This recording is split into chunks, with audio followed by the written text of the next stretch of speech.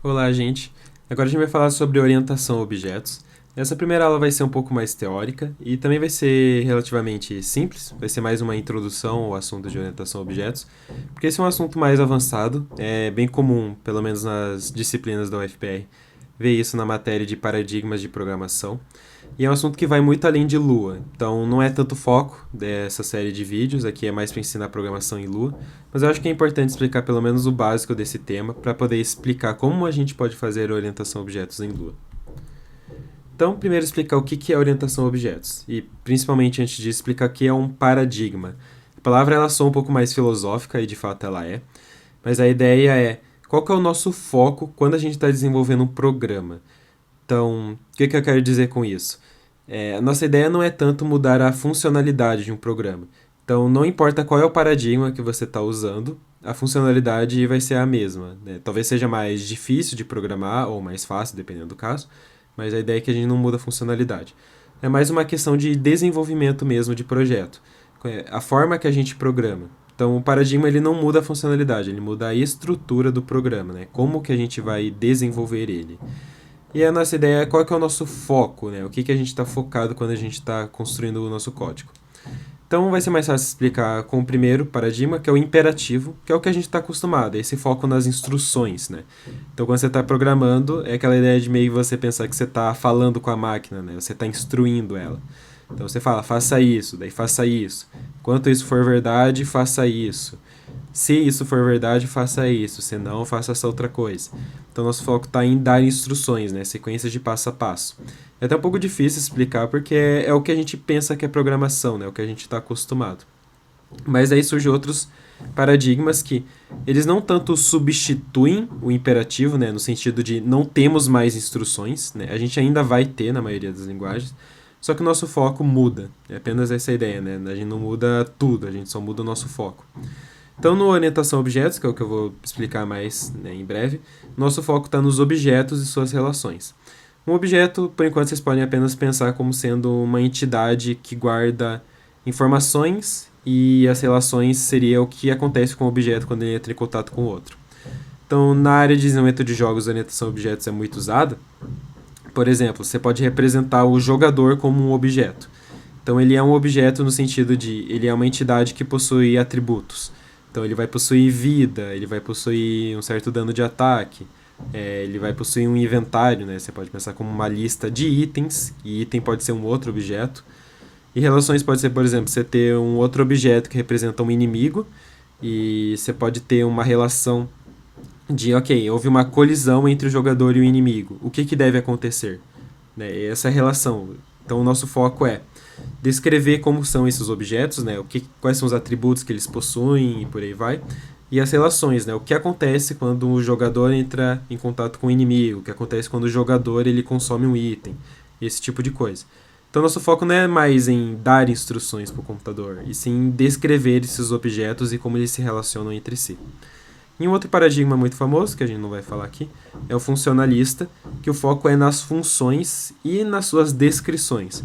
E aqui funções num sentido muito mais matemático da coisa.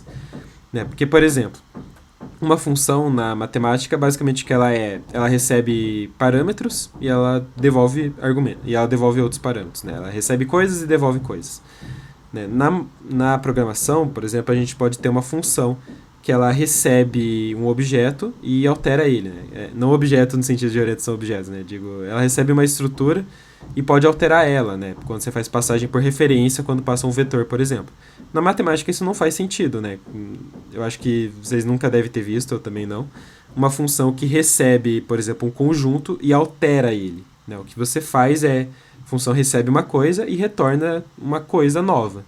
Então essa é a ideia do funcionalista, você não, a principal ideia do funcionalista. Você não tem efeitos colaterais, você não pode receber uma coisa e alterar ela, você tem que sempre criar coisas novas. Então é funcionalista muito mais no sentido de uma função matemática do que uma função na programação do jeito que a gente está acostumado. Então agora falando mais da orientação a objetos em si, né? Ou em inglês é OOP, né? Que é Object Oriented Programming. Aqui eu peguei um meme que talvez alguns já tenham visto, que é colocado em caneca assim de programador. Aqui tem um código, eu até recomendo vocês pausarem e dar uma lida nele para entender o que está acontecendo. Esse código ele está usando notação de orientação a objetos, mas acho que mesmo quem nunca aprendeu orientação aos objetos consegue entender o que está escrito aqui, né? Então, de novo, a ideia não é mudar a funcionalidade. Você poderia reescrever esse código de uma forma imperativa sem nenhum problema. Só que você está mudando a estrutura e o foco não é mais dar instruções, mas sim o foco está nas estruturas. Então, aqui, enquanto estiver trabalhando, ele vai ter aqui uma objeto coffee. Então, esse coffee aqui ele é um objeto. E quando você faz esse ponto e daí você tem uma função depois, né? Note que tem o parênteses, então é como se fosse uma função. Isso aqui você está acessando um método do coffee. Então, o método seria uma função própria daquele objeto, né? É aquela ideia de relação que eu estava falando.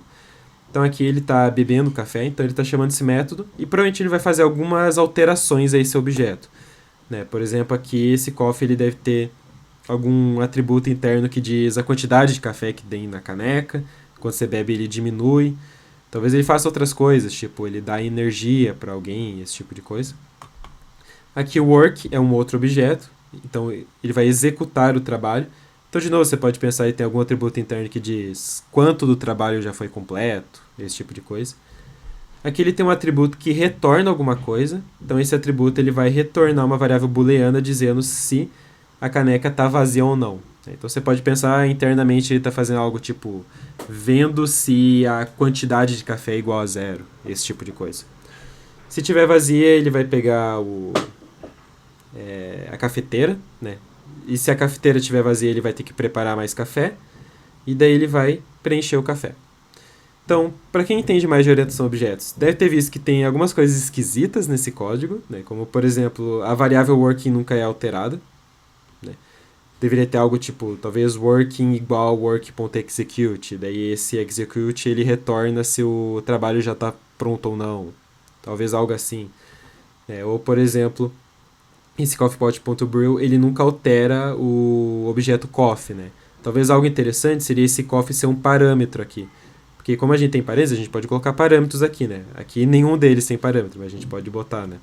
Então talvez esse coffee deveria ser um parâmetro aqui, que daí ele vai receber o objeto e vai encher ele, né? É a ideia de relação que eu estava falando, né? A cafeteira ela se relaciona com a caneca de café dessa forma, ela enche, né? A caneca de café. E por aí vai, né? Enfim, várias formas de talvez fazer esse código de uma forma melhor, mas acho que deu para entender a ideia geral de orientação a objetos com esse exemplo, né? Então, falando agora melhor, né, de um contexto mais geral, não só no contexto da caneca de café. Então, programação orientada a objetos. Ok, o que é um objeto? O objeto é uma estrutura que possui atributos, que são variáveis. Então, no caso da caneca de café, pode ser a quantidade de café, a capacidade dela, talvez a quantidade de energia que ela é capaz de te dar, né, com o café, esse tipo de coisa. E métodos, que são as funções sobre aquele objeto. Então aqui o coffee, né, ele tem o método drink, ele tem o método refill, o método isEmpty, o work tem o método execute, por aí vai. Por exemplo, se você está criando uma estrutura de pilha, alguns atributos que ela vai ter é o topo e o tamanho, né? Então um ponteiro para o topo dela e uma variável que vai guardar o tamanho dessa pilha. E daí de método, você pode ter empilhar, né, um método que vai botar um valor na pilha, desempilhar, um método que vai retirar algo da pilha, um método que verifica se a pilha está vazia e por aí vai. Então, é isso. Note que não é muito diferente, né? A gente já fez um tempo atrás um exemplo de pilha com table, a gente fez de uma forma imperativa, né? Então, com orientação a objetos não é muito diferente, é apenas o jeito que a gente está programando, né? Só muda a estrutura e não a funcionalidade da pilha.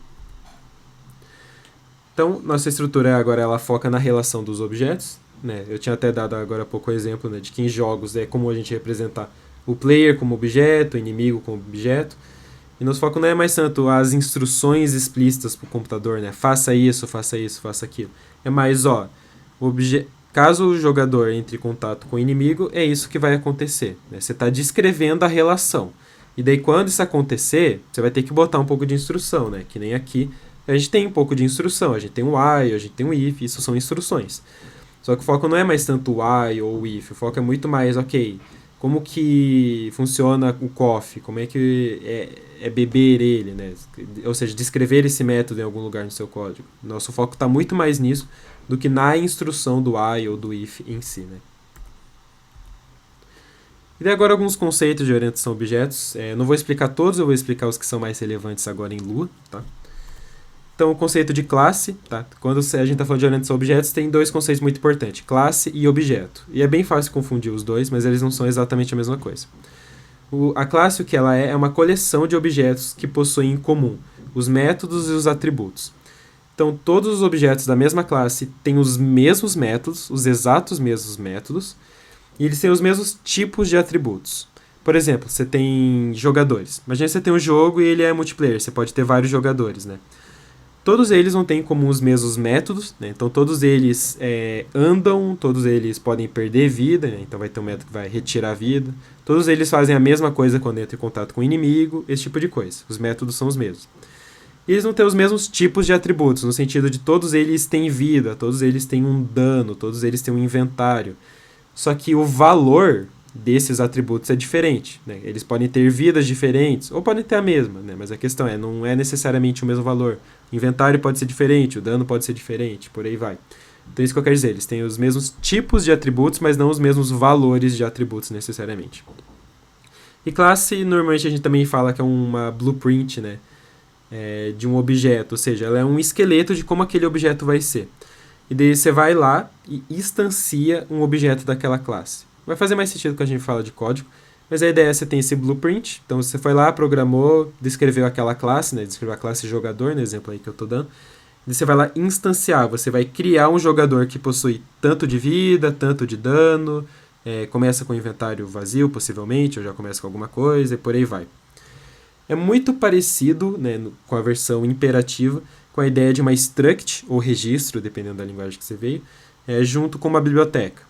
Que nem eu estava falando agora da pilha, agora há pouco, você pode criar uma struct de pilha, né, que provavelmente vai ter um ponteiro para o topo e uma variável de tamanho, e daí uma biblioteca que tem várias funções que atuam sobre aquela pilha. Né, você pode criar uma classe de pilha, que vai descrever quais são os atributos e os métodos. Bem parecido com você criar uma biblioteca de pilha, né, de struct de pilha. A gente também tem o conceito de uma herança. Então, a herança imagina que você tem uma classe bem genérica, né? O exemplo que eu estou dando aqui você tem uma classe entidade que vai representar tanto jogadores e inimigos, né? Qual que é o racional por trás? Você pode ter uma classe para representar os jogadores, né? Como eu disse, eles vão ter vida, vão ter dano e outras coisas. Só que você também vai ter uma classe para os inimigos, e os inimigos também têm vida, têm dano. Então pensa assim, você vai acabar programando muita coisa repetida. Quando você programar a classe jogador, você vai ter que ter coisa para vida, para dano, né? Para perder vida, para causar dano, esse tipo de coisa. Só que o inimigo também vai ter, então você vai ter que ficar duplicando muita coisa. Então o que você pode fazer? Você pode fazer uma classe entidade que vai representar, né? Aqui eu usei o nome entidade, talvez seria um nome melhor. Mas aqui eu quero dizer qualquer entidade do jogo. Qualquer ser que vai ter vida, vai ter dano, vai se mover, vai ser essa classe entidade. Então ela vai descrever vida, dano, o que acontece quando entra em contato, né? Vai perder vida, vai causar dano, esse tipo de coisa. E daí você vai criar subclasses, né? Então essa é a ideia de herança, né? Uma subclasse, ela vai herdar tudo dessa classe entidade. Então tanto o jogador quanto o inimigo são subclasses de entidade. Eles vão herdar tudo sobre vida, dano, esse tipo de coisa. E daí eles vão adicionar coisas, né? Então o jogador vai adicionar, talvez, por exemplo, as teclas que ele vai usar, vai adicionar um inventário, talvez os inimigos não tenham inventário, né? Não faria muito sentido. Agora o inimigo talvez ele herde outras coisas, talvez ele tenha poderes que o jogador não tem, né? E esses poderes são representados através de métodos, esse tipo de coisa. Então as subclasses, elas sempre vão herdar os atributos, né? E aqui eu digo os tipos de atributos, né? Não exatamente o valor, vai herdar os tipos de atributos, vai herdar os métodos e também os relacionamentos. Relacionamentos eu quero dizer o que acontece quando ela entra em contato com outras classes, né? É isso que eu quero dizer com relacionamentos. Da classe pai. Então a gente também é normal a gente usar com termo de pai, filho, que nem a gente usa em grafos, porque é normal a gente representar com grafo. Então a classe original a gente chama de classe pai e todo mundo que herda dela a gente chama de subclasse ou de classe filho. E essas subclasses elas podem adicionar e reescrever atributos e métodos. Então, como eu disse, o jogador ele pode adicionar um atributo de inventário, ele pode adicionar um método para se mover quando uma tecla é apertada, né? Tipo, ok, tal tecla foi apertada, o que você vai fazer, né? Vai mover, vai consumir um item, esse tipo de coisa. Né? Então, eles não precisam ser perfeitas cópias da classe pai, né? Normalmente eles não vão ser, inclusive, eles vão adicionar coisas, né? E você pode até reescrever. Então você pode ter casos, Porque a classe Pi, ela descreve um método, por exemplo, para se mover, que nem eu falei. Então você vai ter ali, tipo, um movimento genérico, né? Vai mover para a esquerda, beleza. Então ele vai andar uma quantidade de pixels baseado na velocidade dele. Mas talvez a classe filho tenha algo diferente. Por exemplo, quando você aperta, em vez dele só se mover naquela direção, ele teleporta para aquela região, por exemplo. Ele dá um salto em vez de andar. Você pode reescrever aquele método. Né? Ok, você não vai mais fazer isso, você vai fazer isso agora. Né? Então é isso que eu quero dizer com reescrever métodos. E um outro conceito bem importante de linguagens que são orientadas a objetos é encapsulamento, ou também visibilidade, a gente pode falar. Que é basicamente como que a gente pode acessar aquele objeto. Então qual é a ideia? Quando você está programando, às vezes não é muito interessante que o usuário, né? E quando eu digo usuário, eu digo a pessoa que está usando a sua biblioteca, né? Você criou uma biblioteca de pilha, que tem um objeto pilha, né? E você quer que uma pessoa esteja utilizando essa pilha para alguma aplicação. Não é muito interessante, por exemplo, que a pessoa possa alterar o tamanho dessa pilha diretamente, certo? Tipo, a pilha tem 10 objetos e a pessoa fala, o tamanho é 5. Ela não removeu as coisas, ela só falou, agora o tamanho é 5. Vai ferrar toda a aplicação, né? Então a ideia é que a gente possa limitar quais atributos e métodos podem ser acessados daquele objeto. E daí a gente tem 3 tipos de permissão. Público, quer dizer que qualquer um pode acessar. Então, por exemplo, se um atributo é público, qualquer um pode acessar. Então, se eu estou usando a pilha, eu consigo acessar o tamanho dela, eu consigo modificar esse tamanho, por aí vai. Protegido, o acesso é limitado pela classe e suas subclasses. Então, se eu estou usando aquela pilha, eu não consigo mais alterar o atributo dela, não posso mais alterar o tamanho. Mas se eu criar uma subclasse dessa pilha, né, por exemplo, uma pilha mais específica, eu quero adicionar métodos nela, daí agora eu posso alterar o tamanho, porque é uma subclasse. E privado é apenas pela própria classe. Então só a pilha pode alterar, se eu criar uma subclasse não posso alterar e por aí vai. Então esse exemplo da pilha é um bom caso de que você vai querer usar um atributo privado para o tamanho. Agora talvez você não queira para outras coisas, né? Por exemplo, o método de empilhar. Não faz sentido ser privado, porque senão você não pode empilhar coisa nessa pilha. Não faria sentido. Faria muito mais sentido ser um método público, né? Qualquer um pode ir lá e empilhar coisa na pilha. Agora talvez você queira usar um método que ele é assim, não é temporário, ele é um meio termo, assim, tipo, você está criando uma função e você vê que ela ficou muito complexa, você vai dividir ela em funções menores, certo? Só que essas funções menores você não quer que a pessoa acesse, ela é apenas para facilitar o seu trabalho. Então você pode deixar elas privadas, né? É apenas melhorando o teu código, ninguém pode ir lá e usar esses métodos, é apenas para facilitar o teu método principal, que esse sim vai ser acessado pelo usuário. E daí, nesse sentido, o que a gente tem são getters e setters. Eles são métodos específicos para a gente poder limitar o acesso. Porque, de maneira geral, não é muito legal que você manipule os atributos de um objeto diretamente. Porque justamente a ideia dos métodos é que eles são as relações com aquele objeto, né? É como você vai manipular aquele objeto. Então não faz sentido você usar os atributos. Os atributos são apenas variáveis que representam o estado do objeto. Então, qual que é a ideia? Você só pode mexer com o objeto através de getters e setters. Então, por exemplo, a gente pode deixar todos os atributos privados, só que daí se a gente quer permitir que ela altere aquele atributo, a gente pode usar um setter ou um getter. Então, de maneira geral, a gente não quer alterar os atributos diretamente. Pode ter exceções. Por exemplo, se você tem um objeto muito simples, por exemplo, um objeto que é um par, ele guarda 2 valores. É um objeto muito simples, e a ideia é que você está guardando 2 valores, não tem sentido você limitar, alterar eles, esse tipo de coisa. Então, nesses casos, não faz muito sentido usar getter e setter. Agora, se você tem um objeto mais complexo, tipo uma pilha, começa a valer a pena. Então, o que é um getter? Um getter é um método para pegar o valor, né? Por isso um get, né? Um getter. Então, a ideia é, se você quer pegar o tamanho da pilha, você não pode pegar o atributo diretamente. O que você vai fazer é usar o método getSize, né? Por padrão, a gente bota get, e de underline ou caps lock aqui, né? Se você está usando camel ou snake case, eu sou defensor de snake case, por isso estou usando aqui, né? Então, beleza, você quer pegar o tamanho da pilha, usa getSize, né? Então, o padrão é a gente usar get, underline, o nome do atributo. Note que é um método, né? Estou usando parênteses. E um setter é para definir o valor, né? setSize, e daqui você passaria o argumento, né? Então, aqui, você quer alterar o tamanho da pilha, você vai fazer com setSize e passar o tamanho, né? Como eu disse, no caso em específico do tamanho da pilha, talvez não faria muito sentido você ter um setter. Agora, talvez, em outros casos sim, né? que eu botei aqui alguns exemplos que eu acho plausíveis. Tamanho da pilha só faz sentido ter getter, né?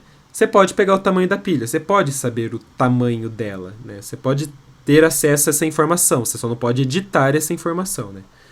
Agora, talvez você crie uma pilha que tenha uma capacidade, ou seja, você quer limitar o quanto essa pilha pode crescer, né? Então você pode dizer, ela vai ter no máximo 100 elementos. Talvez você esteja fazendo isso por questões de proteção de memória, né? Não gastar tanta memória, esse tipo de coisa. Daí faz sentido ter getter e setter, né? Você pode pegar a informação de qual é a capacidade da pilha e você também pode definir o valor dela, né? Você pode dizer, ok, agora eu quero que essa pilha aumente, né? Talvez você tenha uma aplicação que a pilha começava pequenininha, mas depois você conseguiu mais memória e falou, não, agora a pilha pode ter capacidade maior, né? Notem que eu não botei um exemplo que tem apenas setter e não tenha getter, porque não faz muito sentido, né? Tipo, se você pode setar o valor, é porque você sabe o valor. Então não faz muito sentido você não ter um getter, né? Se você consegue definir o valor, você sabe qual é o valor. Então, ter um setter e não ter um getter não faz muito sentido, né? Mas talvez tenha alguma aplicação e eu só não estou conseguindo pensar, né? E só para ter um exemplo de um caso que talvez você queira criar um atributo que não tenha nenhum dos dois, talvez um ponteiro para o topo da pilha. Né? Então, digamos, o ponteiro em si, né, que eu estou me referindo, é aqui nessa região de memória que está o topo da pilha. Talvez essa seja uma informação que você não queira que seja alterada ou recebida da pilha. Você pode saber qual é o valor que está no topo, mas a posição de memória que ele está, talvez você não queira dar essa informação. Então você pode não ter um setter, né? Você não pode ir lá e alterar o topo da pilha, mas também não ter um getter. Você não pode saber qual é a posição de memória. Você só pode pegar o valor, né, do topo. Então esse seria um exemplo que eu diria que não tem nenhum dos dois. Ou talvez você possa ter o getter se você quer permitir acesso ao topo da pilha, mas eu diria que de maneira geral não seria muito interessante ter o acesso ao ponteiro do topo, apenas um acesso do topo em si. Então, beleza, essa foi a aula rápida de orientação a objetos. Tem muita coisa mais interessante que pode falar, mas existem disciplinas especificamente para isso. E claro, vocês podem pesquisar, tem bastante vídeo no YouTube bem interessante que explica a ideia de orientação a objetos. Mas agora como que em Lua. Então uma frase que eu gosto bastante de usar é que Lua não é orientada a objetos, mas permite orientação a objetos. No sentido de, ela não é uma linguagem orientada a objetos, pelo simples fato que ela não possui objetos. Você vai pegar, por exemplo, Python, tem objeto, inclusive muita coisa em Python é objeto. Você vai pegar Java, Java é inteiramente orientação a objetos, então ela tem objetos, tem classes, tem encapsulamento. Lua não tem, né? Porque lembrando, Lua só tem table, a única estrutura de Lua é table. Então nossa ideia é, ok, Lua não é orientada a objetos, porém a gente pode usar tables como forma de simular objetos. Então a gente vai simular objetos através de tables. É basicamente isso. É uma ideia bem simples até, na verdade. Né? A gente quer representar atributos e métodos, certo? Como é que representa atributo? Tá, a table naquela posição, e aqui é o nome do atributo, é igual àquele valor. Então se eu tenho um objeto de jogador, jogador.vida igual a 100. Beleza, eu estou definindo que a vida do jogador é 100. Fiz isso. E método é a mesma coisa, porque lembrando, né, funções são tipos, então a gente pode ter funções como chaves. A gente pode ter funções como valores. E a chave daí é o nome do método, né? Então, no caso ali da pilha, eu posso ter a chave empilhar, que vai acessar a função que faz o empilhamento na fila. Não sei se estou falando certo, né? Claro que a gente perde algumas funcionalidades. Por exemplo, não existe encapsulamento em Lua, porque não existe a ideia de privado, de público, esse tipo de coisa. Até por isso aí entra ainda mais a importância de getters e setters. Que é, ok, nós não temos acesso privado, acesso público, então é assim. Você só pode acessar os atributos através de getters e setters. Você pode, né, acessar diretamente o atributo, mas é bom definir isso de... Ok, você como programador não faça isso, você está correndo risco de causar bugs no seu código. Então é isso, né? A ideia ali de público, privado, é para forçar essa estrutura para impedir bugs, né? Impedir alguém de ir lá e alterar um atributo que não deveria. Porque tem que lembrar, quando a gente está programando, muitas vezes não é sozinho, em projetos grandes. Não tem como todo mundo saber tudo que está acontecendo ao mesmo tempo. Então é bom definir essas coisas. Agora aqui, como a gente não tem encapsulamento, tem que deixar mais claro, ok, só use os getters e setters, não altere os atributos diretamente. E o legal é que existem alguns projetos que vão facilitar o nosso trabalho, no sentido de, em vez de a gente ter que criar todo o objeto do zero usando table, existem objetos que eles vão lá e dão uma facilitada. Então aqui esse é um projeto que eu gosto, que é o que eu uso, que é um códigozinho de 100 linhas em Lua, né? Aqui é esse class.lua, e que ele permite a gente criar objetos em Lua de uma maneira muito mais fácil. Então o que ele está fazendo é usar tables, tipo, se a gente imprimir o objeto, ele é uma table. Só que o legal desse projeto é que ele deixa uma sintaxe, né, uma estrutura muito mais próxima do que a gente está acostumado com orientação a objetos. Então eu vou explicar mais, tá, no próximo vídeo, mas eu recomendo bastante vocês darem uma olhada, que ele explica bastante, de como a gente pode criar objetos em Lua de uma maneira mais simples. Então essa é a ideia de orientação a objetos.